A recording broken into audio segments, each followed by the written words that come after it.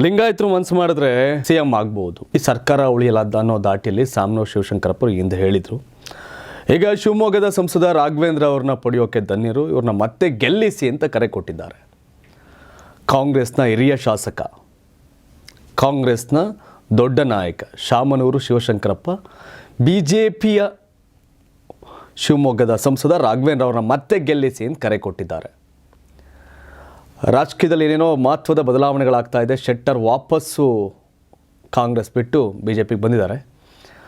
ಸವದಿ ಸಮೇತ ಇನ್ನೊಂದಷ್ಟು ಜನ ಹೋಗ್ತಾರೆ ವಾಪಸ್ BJPಗೆ ಅನ್ನೋ ಚರ್ಚೆಯ ನಡುವೆ ಶಾಮನೂರು ಅವರ ಹೇಳಿಕೆ ಭಾಳ ಮಹತ್ವ ಪಡ್ಕೊಂಡಿದೆ. ಜೊತೆಗೆ ಕಾಂಗ್ರೆಸ್ನ ಮಾಜಿ ಸಚಿವ ಹಾಲಿ ಶಾಸಕರೇ ಗೆಲ್ಲಿಸಿ BJPಯವ್ರನ್ನ ಅಂತಂದರೆ ಕಾಂಗ್ರೆಸ್ ನಾಯಕರಿಗೆ ಏನಾಗಬೇಡ, ಅದರಲ್ಲೂ ಮಧು ಬಂಗಾರಪ್ಪ ಅವ್ರಿಗೆ ಏನಾಗೋದು ಬೇಡ.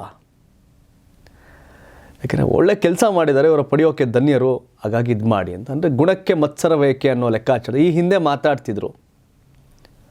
ಒಳ್ಳೇದಿದ್ರೆ ಒಳ್ಳೆಯದು ಕೆಟ್ಟದ್ದು ಅನ್ನೋದು ಈ ಹಿಂದೆ ರಾಜಕಾರಣದಲ್ಲಿ ಇತ್ತು.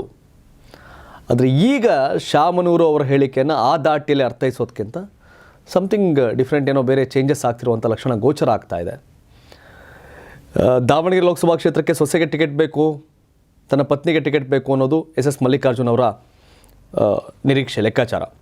ಅವ್ರ ಸಚಿವರು, ಅವ್ರ ತಂದೆ ಶಾಮನೂರು, ಇವರು MLA, ಇವರು ಕೂಡ ದಾವಣಗೆರೆ ಉತ್ತರ ಮತ್ತು ದಕ್ಷಿಣ ಎರಡೂ ಕ್ಷೇತ್ರಕ್ಕೂ ಅಪ್ಪ ಮಗನೇ MLA.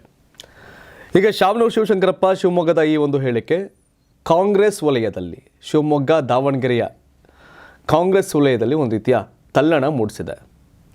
ಯಾಕೆಂದರೆ ದಾವಣಗೆರೆಯಲ್ಲಿ ಕಾಂಗ್ರೆಸ್ ಗೆಲ್ಲಿಸಬೇಕು ಅನ್ನೋದು ಕಾಂಗ್ರೆಸ್ಸಿಗರ ಲೆಕ್ಕಾಚಾರ, ಇತ್ಲ ಕಡೆ ಶಿವಮೊಗ್ಗದಲ್ಲಿ ರಾಘವೇಂದ್ರ ಸೋಲಿಸಬೇಕು ಅನ್ನೋದು ಮಧು ಬಂಗಾರಪ್ಪ ಲೆಕ್ಕಾಚಾರ.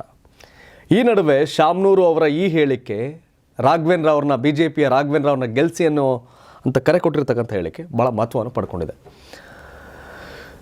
ಒಂದು ಕಡೆ ದೇಶದ ನಾನಾ ಮೂಲೆಯಲ್ಲಿ JDU BJP ಸಖ್ಯ ತೊರೆದು ಹೋಗಿತ್ತು, ಮತ್ತೆ ಈಗ RJD ಕೈ ಕೊಟ್ಟು BJP ಜೊತೆ ಸೇರಕ್ಕೆ ನಿಂತಿದ್ದಾರೆ.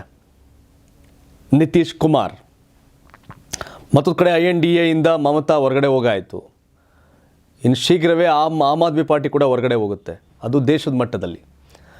ರಾಜ್ಯದಲ್ಲಿ ಶೆಟ್ಟರ್ ಹೋಗಿದ್ದಾರೆ, ಸವದಿ ಸೇರಿದಂತೆ ಇನ್ನೊಂದಷ್ಟು ಜನ ಹೋಗ್ತಾರೆ ಅನ್ನೋದರ ನಡುವೆ ಇದುವರೆಗೂ BJPಯೇ ಸೇರಿರದೆ ಕಾಂಗ್ರೆಸ್ನಲ್ಲೇ ರಾಜಕಾರಣ ಮಾಡಿದಂಥ ಶಾಮನೂರು ಅವರ BJPಯನ್ನು, ಅಂದರೆ BJPಯ ಸಂಸದ ರಾಘವೇಂದ್ರ ಅವ್ರನ್ನ ಗೆಲ್ಲಿಸಿ ಅನ್ನೋ ಹೇಳಿಕೆ ಸಿದ್ದರಾಮಯ್ಯ ಸೇರಿದಂತೆ DK ಶಿವಕುಮಾರ್, ಮಧು ಬಂಗಾರಪ್ಪ ಎಲ್ಲರಿಗೂ ಮತ್ತು ಅವ್ರ ಪುತ್ರ SS ಮಲ್ಲಿಕಾರ್ಜುನ್ಗೂ ಇರುಸು ಮುರುಸನ ಉಂಟು ಮಾಡಿದೆ ಅಂದರೆ ತಪ್ಪಾಗೋದಿಲ್ಲ. ಯಾಕೆಂದರೆ ಯಾರಿಗೂ don't care culture Shamanur Shivashankarappa ಅವ್ರದ್ದು.